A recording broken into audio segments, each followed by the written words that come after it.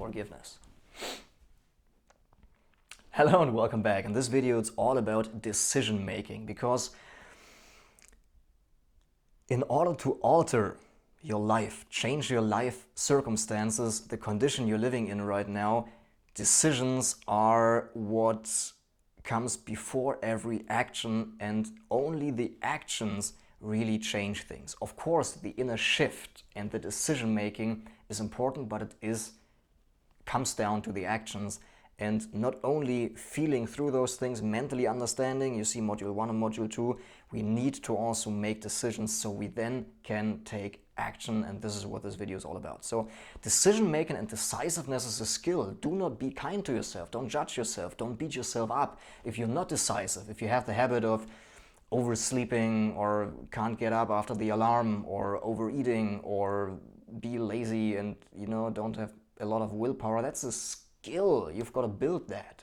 Not by force, not by fierce struggle, but by small steps every day. And the way you do it is that you practice no hesitancy in micro decisions. You see, the decisions that actually don't matter. Whether you eat that meal or that meal doesn't matter. But tune in with the intuition, try to feel what your heart says, and then make a decision.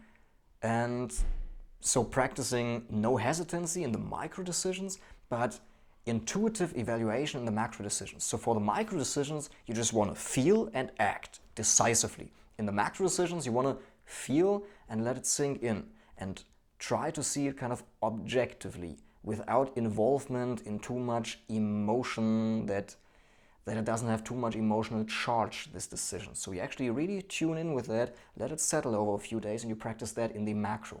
But both of those kind of skills, the micro decision skill and the macro decision skill, they help you to become more decisive after all. So I give you an example. What time to go to the gym, if you do, or what time to go to bed, or what to eat today, as I said, which clothes to wear, what time do I set this appointment with this friend and with the other, and at what point do I talk to a certain person about the things that I want to talk to them about. Maybe that's even uncomfortable, and what's the right... Feel it out. What does your body need right now, today? These are the micro decisions, and this requires a try courageously and evaluate truthfully attitude, as I call it. That means in the micro decisions, just no hesitancy, feel, act, and then learn. Try things courageously. That's the only way you actually build the decision-making skill, by making decisions. And then evaluating that truthfully, that if things didn't go well, then you evaluate that, and you don't beat yourself up for that. And don't beat yourself up if you beat yourself up. Be kind to yourself, even if you beat yourself up. Embrace that. That's what it comes down to. And don't make it a should, like I must be kind to myself, as another reason to beat yourself up. Letting go of all that. Feeling the energy of the anger towards myself if it doesn't work. But try courageously, facing the fears of actually making the decision, and then evaluate courageously and feeling all the things that come up, the anger towards yourself, the fear of making a wrong decision again, feeling that through, and that makes the process much easier. So practice no hesitancy in the micro decisions, and patience, as well as setting things aside, letting them settle, reevaluating them intuitively for real macro decisions. You don't want to make macro decisions. What I mean by that is like big scale, like shall I quit my studies? Shall I marry that woman? Shall I move to that town? Shall I talk to my father about the fact that I'm gay? And you see, how am I going to do that? What is that? Now, these are the macro decisions, and micro decisions. What time shall I call my dad? When am I going to talk to that person about this topic? What to eat? I've said this all before. So decisiveness in the micro decisions and the macro decisions, and this is how we practice that. Now, life-altering decisions are always deciding on a course of action rather than an identity of being. Do not build up a lot of identity-based beliefs about that. Make decisiveness and life-altering decisions not about wishful thinking and dreaming, I want to be that kind of person. Rather choose a course of action, because, excuse me please, wanting to be a certain way is very easy to imagine.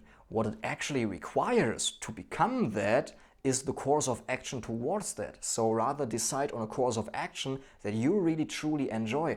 And this is how it relates to the secondary purpose. Do not think too much in who I want to be, what qualities do I want to have. Rather decide on what do I want to do, and then let the chips fall, so to speak, let the dice fall and let the things evolve. Decide on a course of action, because if you want to be that person, if you want to have like those qualities and you don't like the course of action, years of becoming that, very likely you won't make it. And if you do, it's like a lot of struggle and a lot of suffering. It doesn't need to be this way. Decide on a course of action and then the things will fall into place afterwards, because you're quite happy and fulfilled and you're truly excited about every new day because you love the process. This is what it comes down to.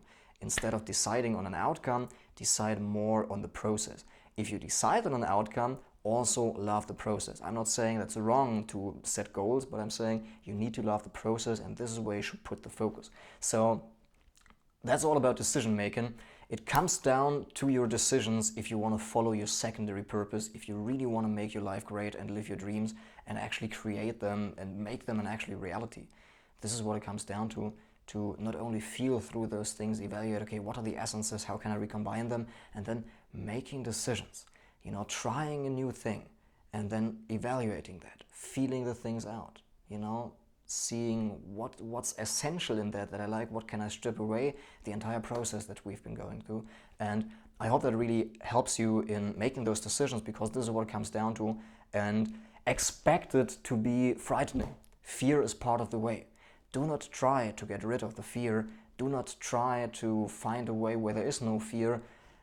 The unfortunate and the hard thing is that there always will be fear, but that's also a very liberating thing, because that's part of everybody's life. That's part of life, the path through the fear. So yeah, with this being said, see you in the next video.